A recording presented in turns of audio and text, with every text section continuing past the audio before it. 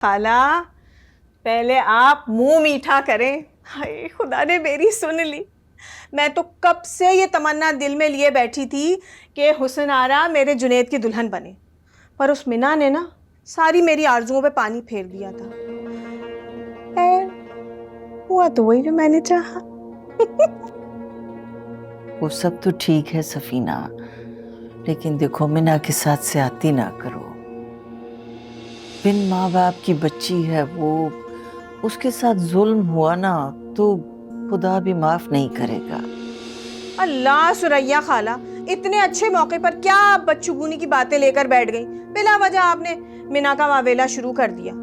अरे भाई, आपको तो खुश होना चाहिए कि जुनैद की सूरत में आपको इतना अच्छा दामाद मिल रहा है। हुस्न आरा भाई, समझाओ ना तुम अपनी अम्मा को। मैं तो थक गई हूँ तुम्हारी राह के कांटे साफ करते करते। मैं क्या हो गया अम्मा आपको? जुनैद ने अपनी बेगम को खुद छोड़ दिया है। मिना की हरकतों का तो पता है नहीं आपको, बिला वजह आप उसके साथ हमदर्दियां कर रही हैं। और कौन सा हमने बोला था कि वो अपनी बीवी को छोड़ दे? सुरैया खाला, आजकल मर्द 1 2 3 नहीं 4 4 शादियां कर लेते हैं और कोई उनका पूछने वाला भी नहीं होता। भाई अगर वो मिना इतनी अच्छी होती ना तो फिर अलैदगी क्यों होती? आप खुद बताएं, मेरे जुनैद में क्या कमी है? भाई देखें, जुनैद साहिब हैसियत है, जवान है, खूबसूरत है। मैं उसे इस तरह अकेला तो नहीं छोड़ सकती ना। मुझे तो जल्द अज जल्द जुनैद का घर बसाना है, और मेरे जुनैद के लिए हुस्न आरा से बढ़ के तो कोई हो ही नहीं सकता।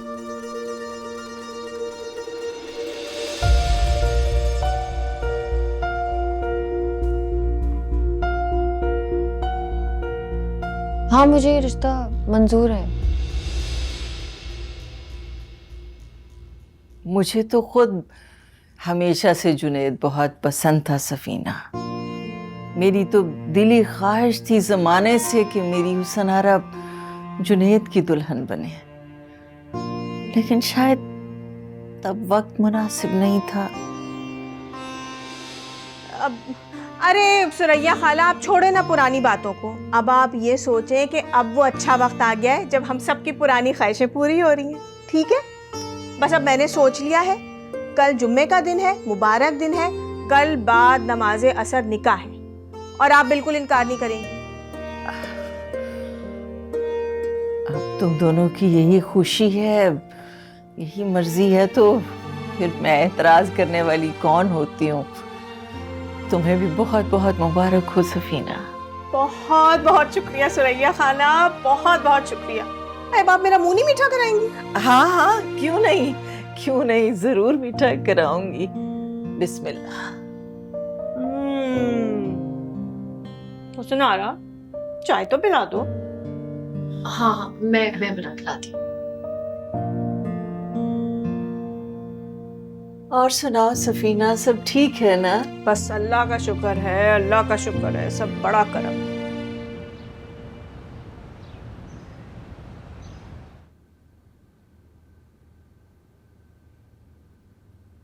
जुनैद, अब तो तुम्हें यकीन हो गया ना कि मिना और उसका मामू किस कदर चालाक लोग हैं।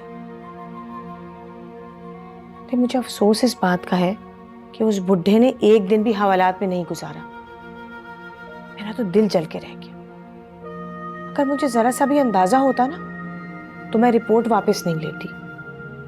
दोनों मामू भांजी जो है ना, वो महीनों हवालात में सड़ते रहते, मगर बीच में तुम आ गए। बस कर दें ये टॉपिक प्लीज। चले गए हैं वो लोग, अब तो उनका सामना करने की कोई गुंजाइश भी बाकी नहीं।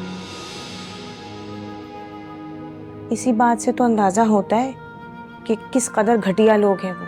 अगर शरीफ लोग होते ना तो फौरन वापस चले आते तुम्हारे पास, तुम्हारे हाथ पांव जोड़ते, तुमसे माफी तिलाफी करते। मगर उन्होंने तो माल समेटना था, उन्होंने माल समेट लिया और चलते बने।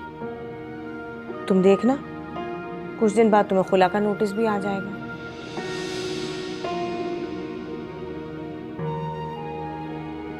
अब ये बेइज्जती भी हमें ही सहनी होगी। जो होगा देखा जाएगा। अब वो कमरा हुस्न आरा का होगा, कल वो आकर अपनी मर्जी से सारी सेटिंग कर लेगी। हाँ, मिना की सारी चीज़ें मुझे हटानी पड़ेंगी। हुस्न आरा के लिए शादी का सेट भी लेना है और चूड़ियाँ भी लेनी है। अब वो मिना की उतरन तो पहनेगी नहीं।